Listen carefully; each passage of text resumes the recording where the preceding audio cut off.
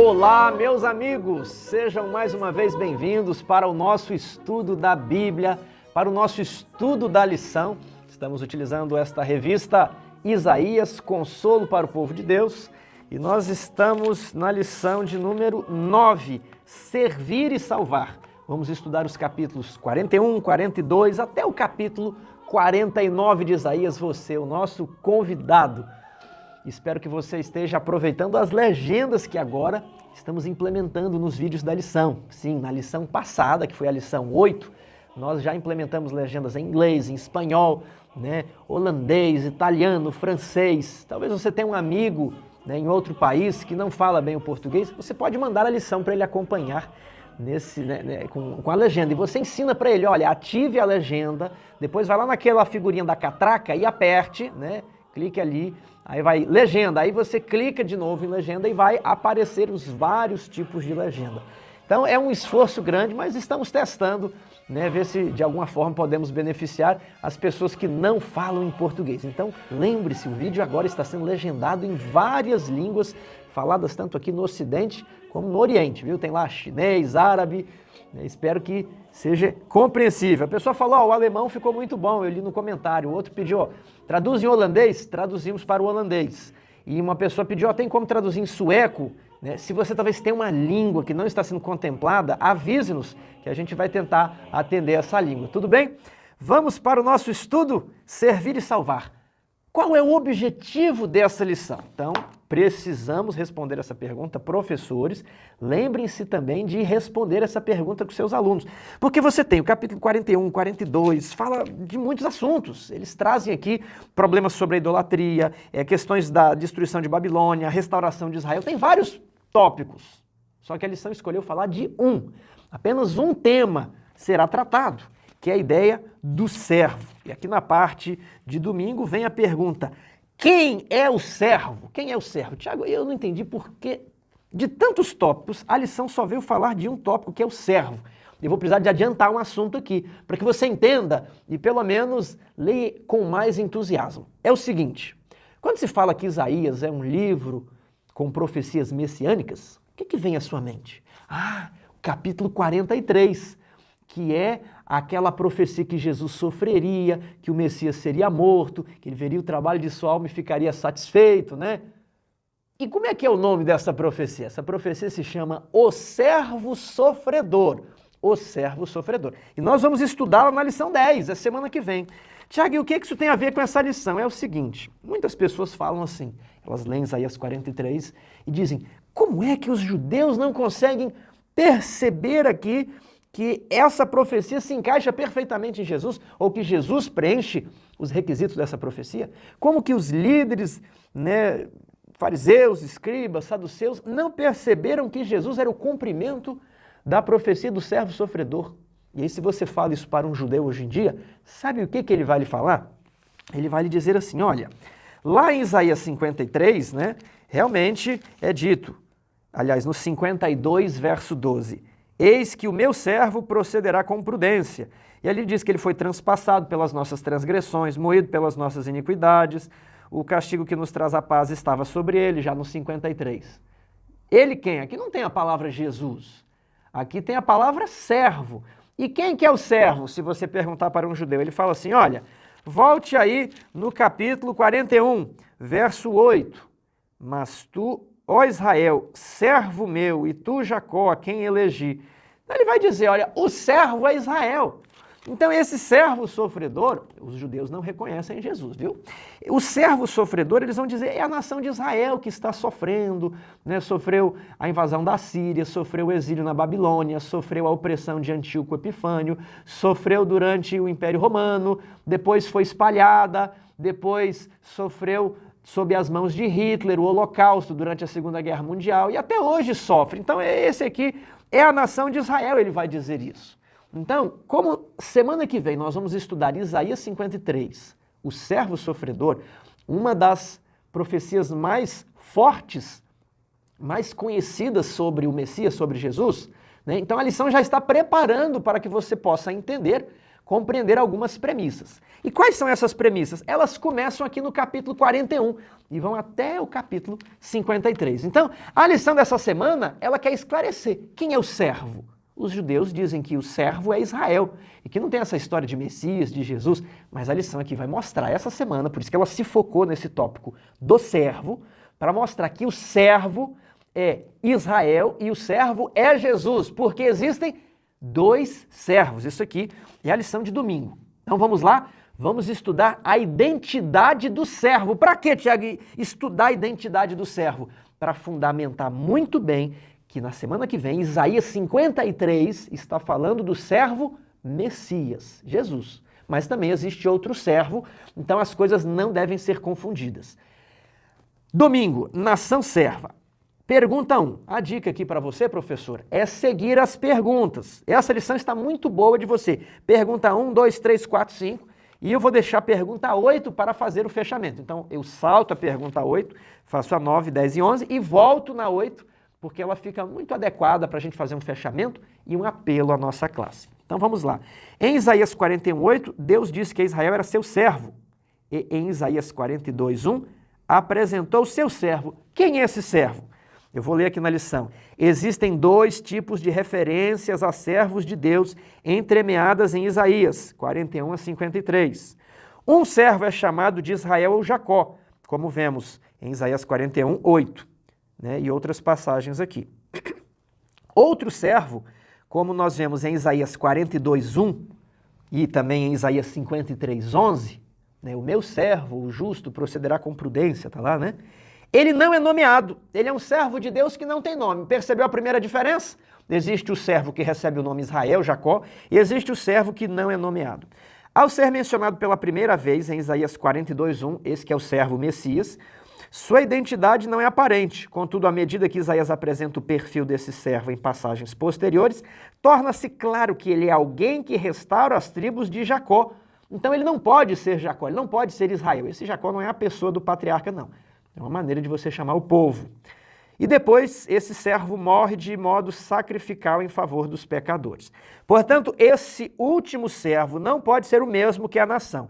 Sendo assim, evidentemente, Isaías falou de dois servos de Deus.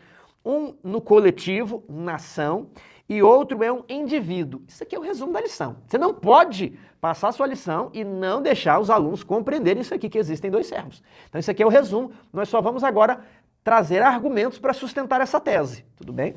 Depois vamos fazer um fechamento bonito, fique conosco até o final.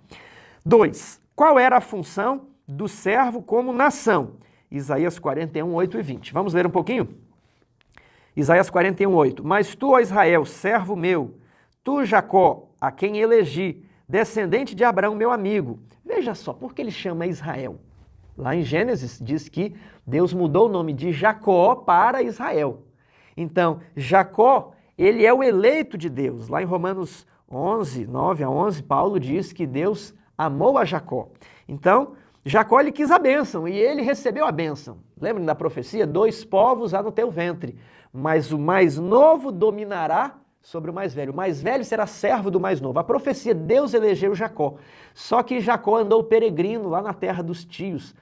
Então, será que o direito de Jacó, como está aqui, né, no capítulo 40, porque pois dizes, ó Jacó, e falas, ó Israel, meu caminho está encoberto ao Senhor. Lembra lá de Jacó tendo que fugir, né, com medo do irmão Esaú matar, e aí Deus abriu o céu, ele viu a escada que descia do trono de Deus e encostava na terra, e os anjos ministravam. Jacó não estava sozinho. Deus um dia trouxe Jacó de volta à sua terra.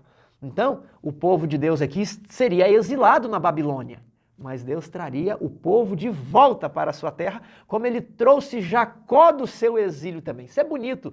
Você percebe como nós encontramos várias mensagens aqui, quando esprememos o texto bíblico, até cair as últimas gotinhas de teologia.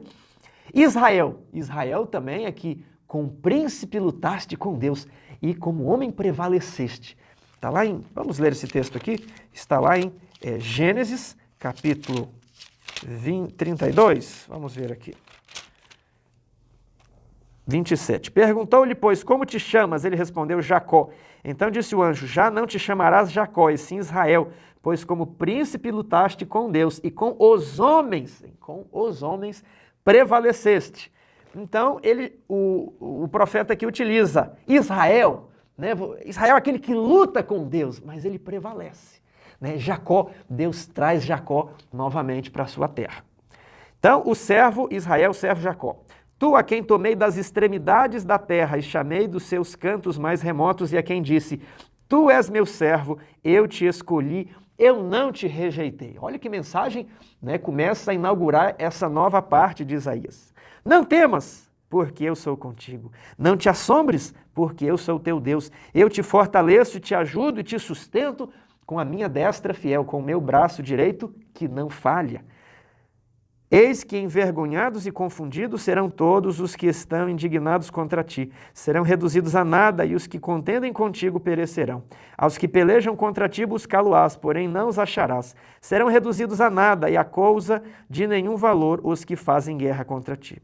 Porque eu, o Senhor teu Deus, te tomo pela tua mão direita e te digo, não temas, que eu te ajudo. Não temas, ó vermezinho de Jacó, povozinho de Israel. Eu te ajudo, diz o Senhor, o teu Redentor, é o Santo de Israel. Que texto bonito. Deus ajudou Jacó a retornar do seu exílio. Deus tirou o seu povo do Egito e o colocou na terra de Canaã. Ele abriu o mar para que o seu povo passasse. Ele criou água no deserto. Ele sustentou o seu povo por onde homem nenhum vivia.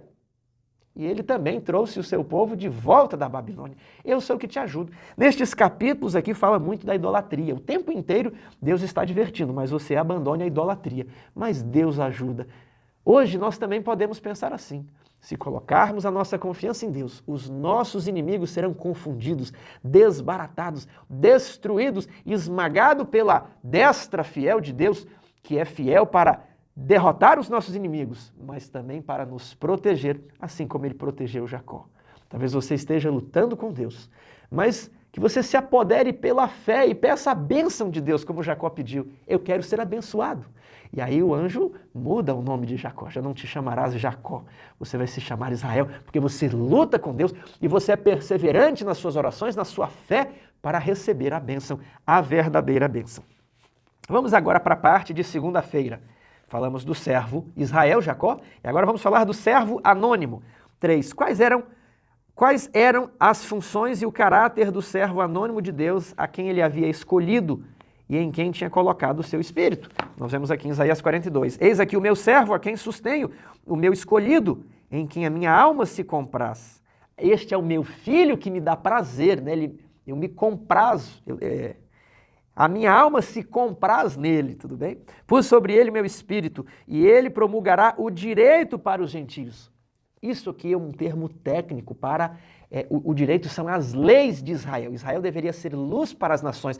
Toda a terra deveria se cobrir da glória de Deus, do conhecimento de Deus, deveria encher todas as nações. Mas Israel falha na sua missão. Mas agora vem Cristo e ele vai promulgar o direito, a aliança que Deus havia feito com o seu povo, né, sobre a redenção, a criação, queda e redenção do homem. Ela deveria ser espalhada. E esse servo, que é o servo anônimo, ele faria isso. Ele faria uma aliança com o povo, não apenas com o povo de Jacó, de Israel, mas também com os estrangeiros. Querem ver? Ele não clamará, sobre ele eu pus o meu espírito, ele promulgará o direito, a aliança, as leis aos gentios. Não clamará nem gritará, nem fará ouvir a sua voz na praça. Ele não esmagará a cana quebrada, nem apagará a cana torcida que fumega. Em verdade, ele promulgará o direito, a lei, as alianças. Ele não vem para destruir. Eu gosto aqui do comentário de sexta-feira, que está lá no livro Obreiros Evangélicos, página 117. Grande tato e sabedoria são necessários no trabalho de ganhar pessoas. O Salvador nunca suprimiu a verdade. Ele nunca segurou o que realmente estava escrito, mas disse a verdade sempre com amor. Em suas relações com os outros, Jesus exercia o máximo de tato e era sempre bondoso e cheio de cuidado. Nunca foi rude, nunca proferiu desnecessariamente uma palavra severa. Não ocasionou jamais uma dor desnecessária a um coração sensível. Se nós queremos ser justos, exige também que sejamos bondosos. Às vezes há muitas pessoas querendo ser zelosas, né, por Deus, invocam a pessoa de Elias, mas na verdade estão tendo o zelo, não de Elias, mas o zelo de Jeú. É um zelo desmedido, é um zelo agressivo. Estou chamando o pecado pelo nome. Pode-se chamar o pecado pelo nome, mas precisamos ter bondade, tato, sensibilidade. Fale, mas fale com tato, com sensibilidade. Ó. Não censurava a fraqueza humana, denunciava destemidamente a hipocrisia, a incredulidade e a iniquidade. Por isso que os embates de Jesus eram principalmente com os fariseus, que alegavam ser dirigentes do povo, mas estavam levando o povo à ruína. Eram hipócritas, se chamavam de santos, mas no íntimo queriam matar a Jesus. E ali ele então comia com os publicanos e com as prostitutas. Ele não estava sancionando aquele comportamento, mas ele entendia a fraqueza humana e estava oferecendo uma nova vida para essas pessoas. Havia lágrimas em sua voz ao proferir suas esmagadoras repreensões. Olha, a lágrima não estava no rosto, preste atenção no texto. A lágrima estava na voz. Muitas pessoas imaginam que Jesus falava chorando. Não. A lágrima na voz é uma figura de linguagem. Ele falava triste. Olha, ele deu uma esmagadora repreensão, mas com tristeza porque aquilo estava acontecendo. Nunca tornava a verdade cruel, porém manifestava profunda ternura pela humanidade. Toda pessoa era preciosa aos seus olhos. Conduzia-se com divina dignidade, inclinava-se, todavia, com a mais tenra compaixão e respeito para todo membro da família de Deus. Via em todos os corações a quem tinha a missão de salvar. Ele não vai chegar naquele cachorro morto e chutar o cachorro morto. O cachorro já está ali morrendo, né? A cana, ela já está quebrada, você vai quebrá-la mais. Aquele pavio que estava ali no fogo são só brasas, sabe? O fogo está quase se apagando. Você vai chegar e vai pisar para o fogo se apagar completamente? Não. Então ele veio não para ser um esmagador, um tirano, um opressor, mas para ser um divino companheiro, um Deus que conhece também as nossas fraquezas. Emmanuel, Deus conosco. Vamos retornar aqui para a segunda-feira, estávamos lendo o texto. Isaías 42:4. Não desanimará nem se quebrará até que ponha na terra o direito, e as terras do mar aguardarão a sua doutrina. Assim diz Deus, o Senhor que criou os céus, a terra e estendeu e formou a terra e tudo quanto produz, que dá fôlego de vida ao povo que nela está e o espírito aos que andam nela. Eu, Senhor, te chamei em justiça, tomar-te-ei pela mão e te guardarei, e te farei mediador da aliança com o povo e luz para os gentios. Então esse servo, se ele vai ser um mediador da aliança com Israel e com os gentios, ele não pode ser o próprio Israel. Você começa a perceber aqui claramente que o texto faz uma distinção entre o servo do capítulo 42:1 e o servo do capítulo 41:8. Vamos voltar aqui para a nossa pergunta. Pergunta 4. A função e o caráter desse servo se comparam aos do rebento de Jessé, sobre o qual repousava também o Espírito de Deus. Lá no capítulo 11 diz que o Espírito de Deus estaria com ele. Aqui no capítulo 42 também o Espírito de Deus estaria com ele. Lá no capítulo 11 de Isaías diz que ele julgaria com justiça. Aqui também ele julgará com justiça. Ele apacentará o seu rebanho. As nações recorreriam a esse servo. Aqui diz que ele vai levar o direito, a aliança, a lei de Deus, né? A revelação dada ao povo de Israel aos gentios. Foi o que o cristianismo fez, tudo bem? Pergunta 5. Como o Novo Testamento identifica o servo de Isaías 42:1-7 com o que promulga a justiça? Ele colocou aqui para a gente dar uma olhada o texto de Mateus 12. Aqui em Mateus 12 diz assim, 12:15. Mas Jesus, sabendo disto, afastou-se dali. Muitos o seguiram e a todos ele curou, advertindo-lhes, porém, que não o expusessem à publicidade, para se cumprir o que foi dito por intermédio do profeta Isaías. Eis aqui o meu servo a quem escolhi. Mateus identifica Jesus como aquele que preenche as características de Isaías 42. Outro ponto que precisamos destacar é Mateus 26:28. Porque isto é o meu sangue, o sangue da nova aliança, derramado em favor de muitos para a remissão dos pecados. Então aqui em Isaías capítulo 42, verso 6, diz assim, te farei mediador da aliança com o povo. E aí Jesus ele estava derramando o seu sangue para assinar, para selar aquela aliança. Este é o sangue da velha aliança, foi um sangue de carneiro, de animal, né? Agora é um sangue do Filho de Deus. Este é o sangue da nova aliança, cumprindo aqui Isaías 42:6, fazendo aliança com o povo de Israel, e o que ele diz para os seus discípulos, para pregar o evangelho até os confins da terra. Ele levou, então, a palavra de Deus, a aliança aos gentios. As ilhas do mar aguardaram a sua doutrina, é o que diz aqui. Vamos para a terça-feira, o Messias persa. Que profecia impressionante aparece em Isaías 44:26. Vamos dar uma olhada? Eu gosto de ler do verso 21, que é muito bonito. 44, 21. Lembra-te destas coisas, ó Jacó, ó Israel, porquanto és meu servo. Eu te formei, tu és meu servo, ó Israel, não me esquecerei de ti, desfaço as tuas transgressões como a névoa. Quais transgressões? De idolatria. A idolatria é denunciada nesses capítulos. Ó.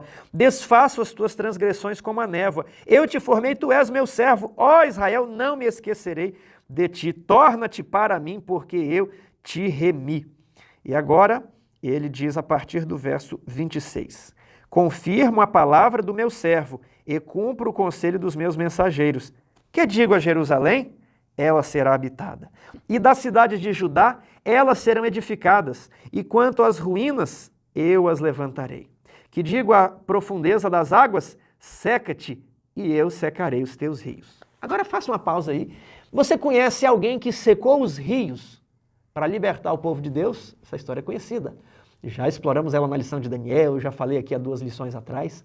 Quando o povo de Deus estava em exílio ali em Babilônia, o rei era Belsazar, e o rei fez uma grande festa, trouxe os utensílios do templo e falou, olha, vamos ficar aqui comendo e bebendo, Babilônia nunca será destruída. As tropas de Ciro desviaram as águas do rio Eufrates, que dava sustentação à cidade de Babilônia. Eles entraram por baixo dos portões e conquistaram o reino de Babilônia. E o que Ciro faz? Logo depois, no ano 539/538, ele faz o decreto que está em Esdras, capítulo 1. O Deus do céu lhe disse para construir a ele um templo, né? E ele liberta o povo.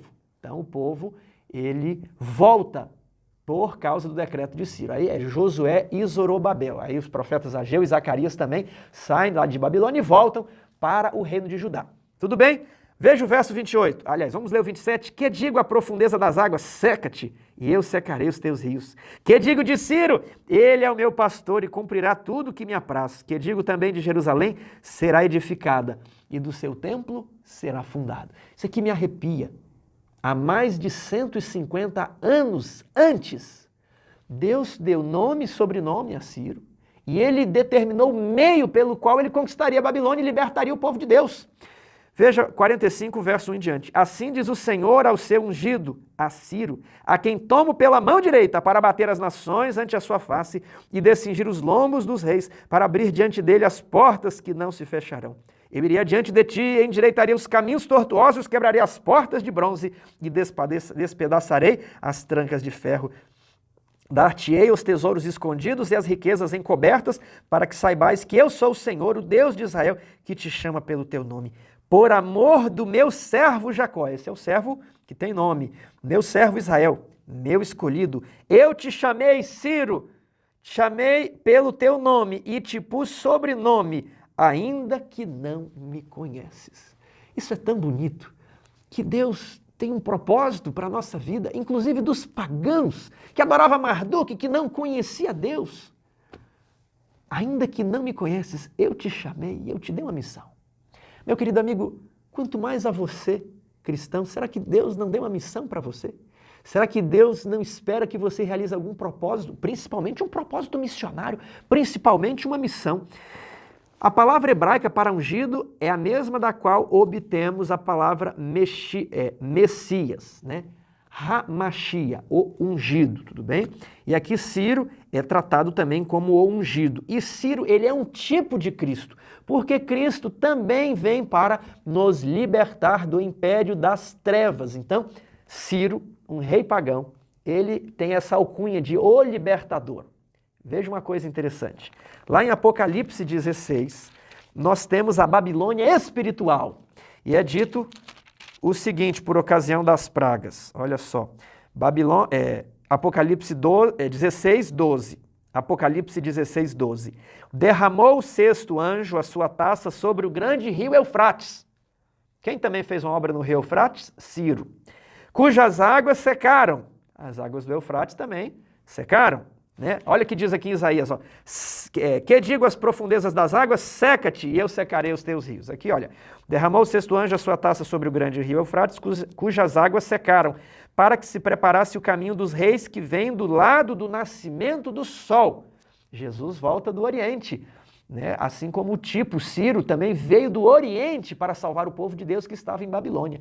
Babilônia, que domina sobre os reis da terra, também está exercendo, né, um jugo pesado sobre o povo de Deus. E ela está sentada sobre muitas águas. A Babilônia espiritual está sobre muitas águas, assim como a Babilônia literal estava sobre as águas do Eufrates. Assim, então, como Deus ordenou que Ciro secasse as águas do Eufrates. Aqui também, esses povos, nações, multidões e línguas que dão base à Babilônia espiritual, eles serão abalados para preparar o caminho da volta de Jesus. Isso aqui já é a ocasião das pragas. É muito bonito nós entendermos aqui as histórias do Antigo Testamento para saber interpretar o Apocalipse. Esperança antecipada. Vamos aqui para a parte de quarta-feira. E a lição traz uma temática que já trabalhamos na lição 2, a autoria do livro de Isaías. O fato de Isaías ter profetizado com precisão tão grande a vinda de Ciro, há 150 anos antes, incomoda aqueles que não creem que os profetas recebem predições de Deus. E é por isso que muitos eruditos dizem que aqui não é o Isaías, né, lá da época da Síria que está falando. Aquele Isaías morreu, o povo foi para o exílio, e depois do exílio, né, a pessoa que viu tudo, como aconteceu, ele escreve um livro como se o livro tivesse sido escrito no passado, uma fraude, ok? Ele junta o seu livro como Isaías e fala, olha, é uma profecia, né? Mas o livro é escrito depois que o evento aconteceu e a pessoa teria juntado aqui e dito que era o livro de Isaías. Isso é uma fraude, nós não concordamos com isso, mas por que esses teólogos liberais afirmam isso? Porque eles acham que Deus não pode revelar, né, uma profecia. Se Deus não pode revelar uma profecia, ele não é Deus. Isso aqui é tema desses capítulos. Nós não podemos estudar. Eu estou seguindo aqui a lição decidiu estudar só a identidade do servo. Mas vamos dar uma palhinha aqui, ó, Isaías 42, verso 8. Isaías 42, verso 8. Eu sou o Senhor, este é o meu nome, a minha glória, pois, não a darei a outrem, nem a minha honra às imagens de escultura. Eis que as primeiras predições já se cumpriram. Olha, várias predições do livro de Isaías já se cumpriram, inclusive o ataque e derrota da Assíria. E novas coisas eu vos anuncio, e antes que sucedam, eu vou-las farei ouvir. Deus está dizendo que, para provar a sua onisciência, a sua onipotência, ele conta como será o futuro, ele faz predições. E aqui ele conta, olha, para mostrar que os ídolos não valem nada, eu vou falar que o povo de Deus irá para o cativeiro e retornará, e o nome do libertador é Ciro, e mais, digo como Babilônia será derrotada, com as suas águas sendo, né, secas, com o rio Eufrates sendo seco. Então Deus faz a predição. As profecias, elas testificam do poder da onisciência de Deus. E aqui é todo um conflito entre Deus dizendo por que o povo ainda insiste em adorar ídolos, porque o povo está fascinado com as outras religiões pagãs, sendo que eles não conseguem fazer nenhuma predição, nenhuma profecia, nada se concretiza. Então lemos isso aqui, Isaías 42, 8 e 9. Agora veja, Isaías 43, verso 9. Todas as nações se congreguem e os povos se reúnam. Quem dentre eles pode anunciar isto e fazer-nos ouvir as predições antigas? Apresentem as suas testemunhas e por elas se justifiquem, e para que se ouça e se diga, verdade é. Então, você vai encontrar aqui esse combate entre Deus e os falsos deuses, Deus falando assim, olha, eu faço predições, elas acontecem. E vocês? Vocês conseguem fazer uma predição? Essas outras religiões predisseram alguma coisa e já se concretizou? Não. Então elas não são dignas de crédito. Tudo bem? Então isso aqui não pode ser negado de maneira alguma. Isso aqui testifica da inspiração do livro. Pergunta 8. Vamos deixá-la para o nosso fechamento? Vamos aqui para quinta-feira. Um servo compassivo e sofredor.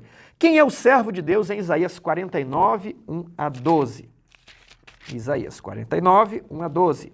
Ouvi-me, terras do mar, e vós, povos de longe, escutai. O Senhor me chamou desde o meu nascimento, desde o ventre de minha mãe, fez menção ao meu nome. Fez a minha boca como uma espada aguda, na sombra da sua mão me escondeu. Fez-me como uma flecha polida e me guardou na sua aljava, e me disse, tu és meu servo, é Israel por quem hei de ser glorificado. E Tiago, e agora, quem é esse servo aqui? Aqui só tem duas opções, né? João Batista e Jesus, mas aqui diz Israel. Aí vamos continuar lendo. Eu mesmo disse, debalde tenho trabalhado inútil e em vão gastei as minhas forças. Todavia o meu direito está perante o Senhor, a minha recompensa perante o meu Deus. Mas agora diz o Senhor, que me formou desde o ventre para ser seu servo, e para que torne a trazer Jacó, e para reunir Israel a ele, porque eu sou glorificado perante o Senhor, e meu Deus é a minha força. Peraí, esse servo ele vai tornar a reunir Israel, então ele não pode ser Israel. Você percebeu aí, no próprio texto da Bíblia? Sim, diz ele, pouco é o seres meu servo, para restaurares as tribos de Jacó e tornares a trazer os remanescentes de Israel. Também te dei como luz para os gentios. Volta aqui a temática de Isaías 42. As ilhas do mar aguardarão a sua doutrina. Ele vai colocar o direito, a nova aliança sobre a terra. Então, basicamente, isso aqui nós já respondemos, que há uma identificação da nação de Israel com o Messias. A lição de quinta-feira diz assim: o servo individual torna-se a personificação ou representante perfeito do que a nação deveria ter sido, né?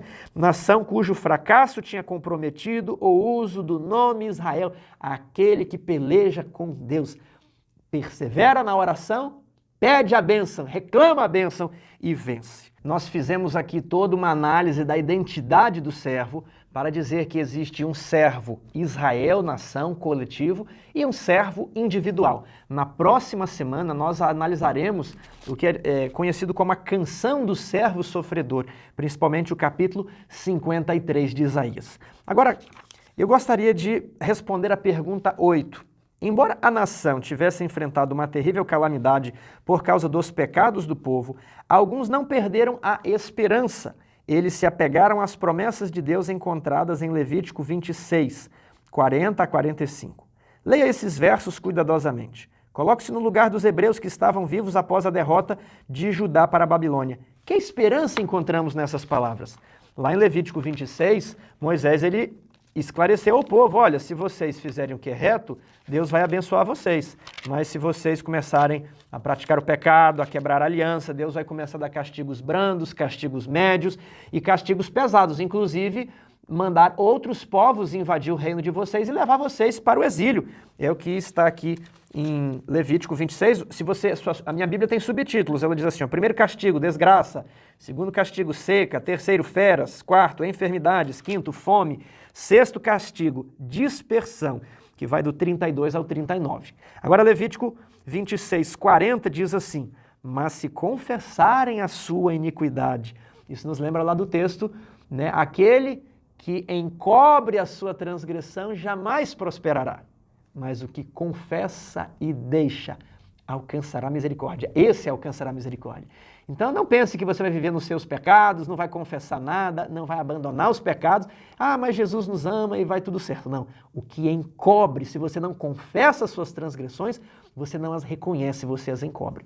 Mas o que confessa e deixa alcançará misericórdia. Então veja assim, ó, se confessarem a sua iniquidade e a iniquidade de seus pais, na infidelidade que cometeram contra mim, como também que andaram contrariamente para comigo, pelo que também fui contrário a eles, né? E os fiz entrar na terra dos seus inimigos. Se o seu coração incircunciso se humilhar e tomarem eles por bem o castigo da sua iniquidade, o arrependimento tem que ser do coração. Não basta você seguir os ritos, fazer a circuncisão na carne. Aqui ele está pedindo a circuncisão no coração. Então me lembrarei da minha aliança com Jacó e também da minha aliança com Isaque e também da minha aliança com Abraão, e da terra me lembrarei. Verso 44. Mesmo assim, estando eles na terra dos seus inimigos, não os rejeitarei, nem me aborrecerei deles, para consumi-los e invalidar a minha aliança para com eles. Meu querido amigo, isso aqui é uma promessa. Talvez você esteja afastado da igreja, nem estuda a lição, entrou só nesse vídeo porque alguém lhe enviou, você ficou até o final. Eu queria dizer que se você persistir no caminho para longe de Deus, você vai ser consumido. Não existe outra alternativa. Você precisa confessar os seus pecados, você precisa se arrepender, você precisa romper, você precisa dar um passo e queimar as pontes atrás de você. Você precisa dizer: estou seguindo a Jesus Cristo. Atrás não volto, nunca mais. Chega de mundo, chega de festa, chega de bebida, chega de qualquer coisa. E você não precisa temer. A Bíblia tem várias passagens. Não temas, não temas, não temas, não temas, ó Judá, não temas, como lemos aqui, olha. Não temas, ó vermezinho de Jacó, povozinho de Israel, eu te ajudo, diz o Senhor. eu te sustento com a minha destra fiel. Não quer dizer que você não passará por problemas, não quer dizer que depois de você aceitar a Cristo, você vai ter dinheiro, prosperidade, não vai ter desemprego, não vai ter doença. Não quer dizer nada disso. Você pode até sofrer da Covid, algum parente seu pode falecer, mas você tem que confiar. Não temas, não temas. Porque Deus, aprenda isso, Deus não te livra da fornalha, Deus te livra na fornalha. Deus não te livra da cova dos leões, mas Deus nos livra na cova dos leões. E eu deixo com você a promessa de Isaías 43. Mas agora assim diz o Senhor que te criou, ó Jacó, e que te formou, ó Israel. Não temas, porque eu te remi. Chamei-te pelo teu nome, tu és meu. Quando passares pelas águas, eu serei contigo. Aqui não diz, você nunca vai passar pelas águas, você nunca vai encontrar problemas. Você está passando por problemas, talvez uma enchente levou a sua casa, literalmente. Talvez seu casamento está desmoronando. Não sei quais são os seus problemas. A resposta aqui, serei contigo. Não fora das águas. Deus não vai te livrar das águas, mas Deus vai te livrar nas águas. Ao passares pelas águas, serei contigo. Quando pelos rios, eles não te submergirão. Quando passares pelo fogo, não te queimará, nem a chama arderá em ti. Os santos mártires diziam que eles não sentiam dor porque Cristo sentia a dor por eles. O servo sofredor sofria por cada santo mártir que deu a sua vida em testemunho. Não quer você aceitar ser um dos seguidores de Cristo? Assim como ele chegou aos discípulos e disse, segue-me, hoje ele está chamando você. Talvez ele quer que você dê o passo do seu batismo ou do seu rebatismo. Eu te faço esse desafio hoje. Vamos recomeçar? Não temas, ele te remiu. Ele apaga as tuas transgressões como a névoa. Você terá problemas, mas ele disse, eu estarei convosco. No mundo tereis aflições, mas tem de bom ânimo. Eu venci o mundo. Que Deus o abençoe.